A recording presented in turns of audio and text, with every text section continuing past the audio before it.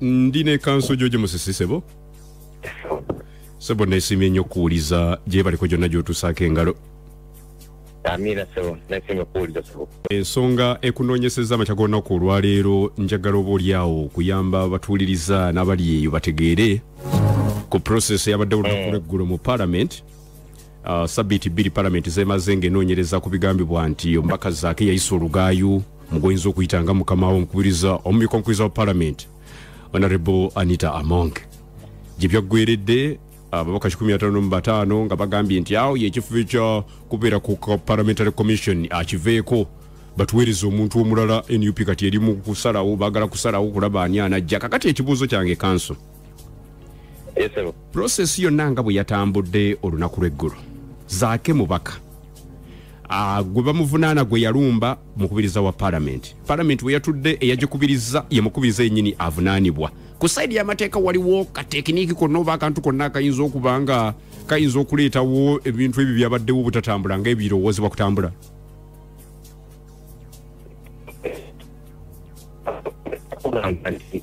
Amateeka akoleddwa wenzikiyita mob justice ng'abantu kyale musalirawo omusango ne bamukubirawo.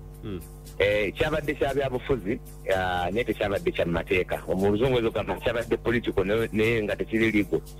Mu mateeka ekimu ku bintu byetwesigamyako ennyo era ebiwandiikibwa mu ssemateeka naye nga biri ne mu mateeka gatali mawandiike. Ensonga gye tuyita ya fair hearing. Fair hearing kitegeeza nti omuntu yenna gw'ovunaana ensonga oba oli mu kkooti ne ku mirimu gye tukolera kino kyateekebwa mu mateeka nti omuntu asaana kuwulirwa ku mateeka principles of national justice. Principles of national justice bagamba bwenkanya obwenkanya obwo amateeka mu ngero z'abajjajjaffe edda nga bagamba nti ekimateesala gwa kibira kikyali kitegeeza ekyo nti omuntu talina kutuula mu musango gwe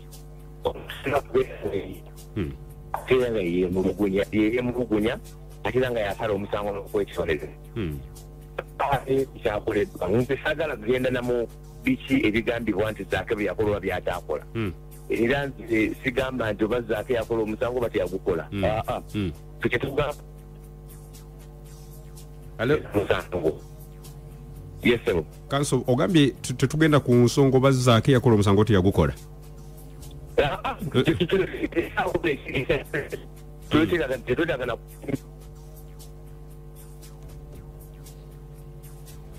Hello. Kanso. Wandisebo. Ese bugenda maaso nkufuna network wadde egizeemu. Nti olwaleero Parliament ekubirizibwa Deputy Speaker era Parliament bagamba nti Parliament ekigifuna Parliament nti omuntu akikulira Speaker oba omumyuka we. Olwaleero omumyuka we ye yabadde atudde mu ntebe ng'alamula omuntu agambibwa okubumvuma ye kennyini. Kaakati ekyo mu mateeka bakiyita procedure impropriety nti amakubo ge mwayiseemu makyamu. Tekitegeeza ekyo nti oba yaguzza oba teyaguzza eyo si ensonga olwaleero.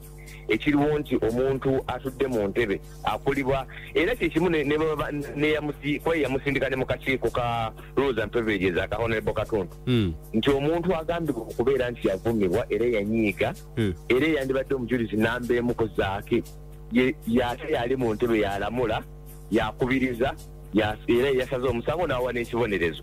Kaakati ekyo kitegeeza yenkimu okusala ogw'ekibira nti otudde mu musango gwo kirenga wonandeeta Vincent nontwala mu kkooti eya bulijjo naye ng'ate omulamuzi gwe ŋŋamba okugamba nti kubanga omuntu yekka eyakosebwa wadde bagamba nti ekitiibwa kya Parliament omuntu yakosebwa Deputy Speaker era yakubiriza olukiiko olusalirazaako omusango n'amuwa n'ekibonerezo. N'olwekyo ekyo mu mateeka tekiriiyo era mmanyi nti Honorable Zaake bw'anaaba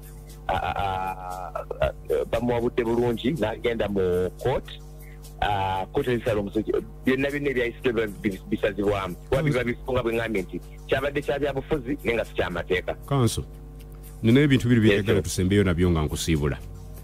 Nze ndoopye omulamuzi oba omulamuzi andoopye omulamuzi owa bulijjo mu kkooti zino ezaffe eza bulijjo kkooti enkulu ya wansi obijjulirwamu. Omulamuzi oyo wemba omusango gwe nnina gukwata ku ye katugeze yayandoopye takkirizibwa kuweebwa musango ogwo ye kuguwulira ate ekyo kimu ate ne bwe gubeera nga era ffe mu kooti zino bujjo tukirambulula kubanga kooti zikirambuludde kikibaza nakyo justice nti ne bwabeera nga tekikwata ku ye ng'omuntu nekyo kikwata ku mukyala we nekyo kikwata ku mwana we ekyo kikwata ku muntu yenna gw'alinako akakwata akenkukunala takkirizibwa kuwuliriza musango ogwo era kooti bwe zirambuludde ekintu ekibatana nakyo justice era ne parliament kyeteekeddwa okukozesa mu nkola yonna kubanga ekyo nakyo justice kiri buli wamu ne bwe tubeera ku mirimu gye tukola mu misango private tokkirizibwa kuba omukozi nga tomuwadentering so ekyo ekyakoleddwa kiri nti yenkima okusala obwekibira amateeka gaffe kye gatunulako nga gakiziimoola akasembayo kanso Parliament tetwogerako wano yensaale mu kusalawo mateeka ki getugoberera wano yekola ennongoosereza yereeta bills ezifuuka acts zetugoberera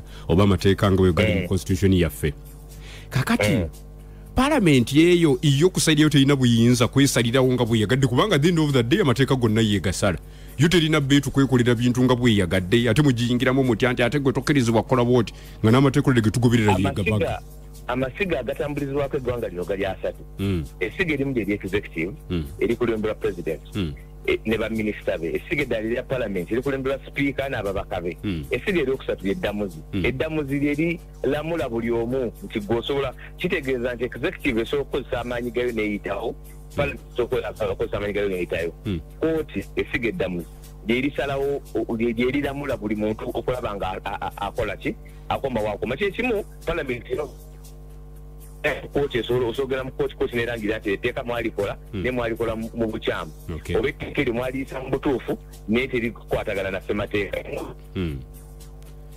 mwaliisa naye temwaweza numbers mwakola ekikyamu kooti ekisobola ekyo so kooti ye mulamuzi ow'enkomeredde alamula amasiga gano amalala abiri betavagakoseza bubi obuyinza bwagwo nga jo ababaka aba155 awamu ne mukama waabwe bwe bakoze kanso nkuyenzeza nnyo nkweyanzeege olwogezaako okulambulula okosebo olunaku olulungi ne wiikendi enungi